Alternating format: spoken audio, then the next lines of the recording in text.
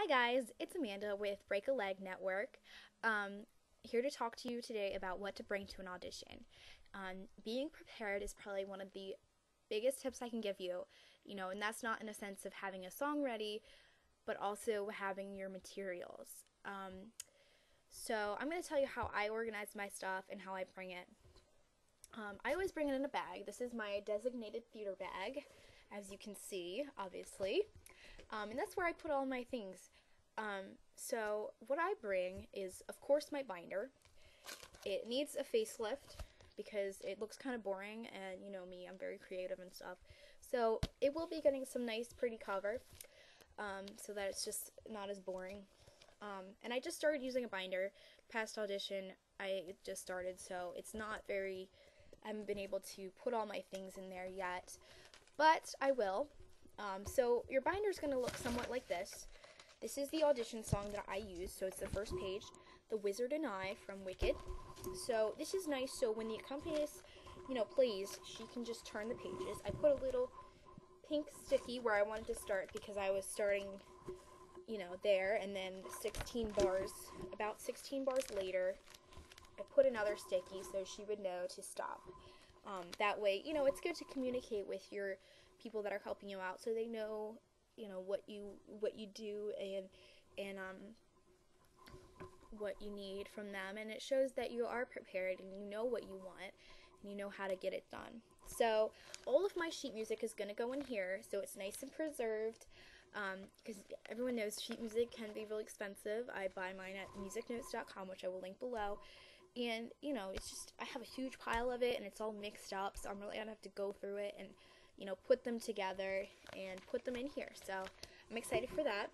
I'm also going to put my monologues in. This is my monologue. I really don't use monologues a lot, but I have an audition coming up in June for some professional theaters, and they need me to do a monologue. So I'm going to put that in front here. And my recommendation is always have two monologues prepared at any time. I am working on that. This is my comedic monologue, so I am working on finding more dramatic or tragic monologue and, memorizing both of them before the June audition. So I also have a pen, always important, because, that always, even the silliest thing is having a pen. That just shows them that you are prepared. The audition that I just went to, it was for Will Rogers Follies, which is a musical. They actually ran out of pencils, but I had a pen. So, I was one step ahead of them. I was able to get my audition sheet done and in, and let me tell you, the less time you have to wait in an audition, the better. It's just sitting on pins and needles for so long, it's just not fun. So, you want to be prepared and just ready to do it. Another thing with sheet music is having sheet music rather than singing a cappella is really, I can't tell you how much of an advantage that gives you.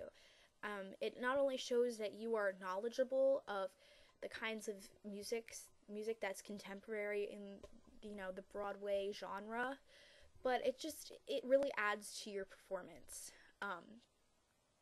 You're not going to be flat. You're going to be on the right key. It's a lot, and it kind of is a shame because sometimes people will have a good voice, but it just isn't as good because there's no music to it. So, they're not reaching their full potential. So definitely, that's like the biggest thing you should have.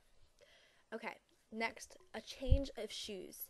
I never go up on stage with street shoes because to me, it just looks unprofessional. It looks, I don't want to mess the stage up if there's a set on stage. It's just, I want to have nice soft shoes that protects and preserves the stage and that I look professional. So if I don't have to dance or it's just the singing part of the audition, I always bring along, I never wear them like to go outside. I always bring along my character shoes. These are a T-strap tan, and they go with any outfit. You can see. So these are the kind of shoes that I wear usually in a show. So it kind of shows that, I am professional, I'm prepared, I am wearing the footwear, I guess is the right word, that I would wear in a show. It makes me look a little bit more professional, and, I'm not going up there in flip-flops or tennis shoes. It just, I can move around in these but still get that high heel professional look. Now, if it's a dance audition or the dance portion, I always bring along my jazz shoes because these are the easiest to move around in, easiest to learn to dance in. When I'm in a show, I always start out with my jazz shoes, and then of course once we have dress rehearsals, then I move on to my character shoes, because then I'm comfortable with the dance, I'm comfortable with what I have to do, so then I can finally dance in heels. So, because you don't want to break something, or just, it's not a good idea.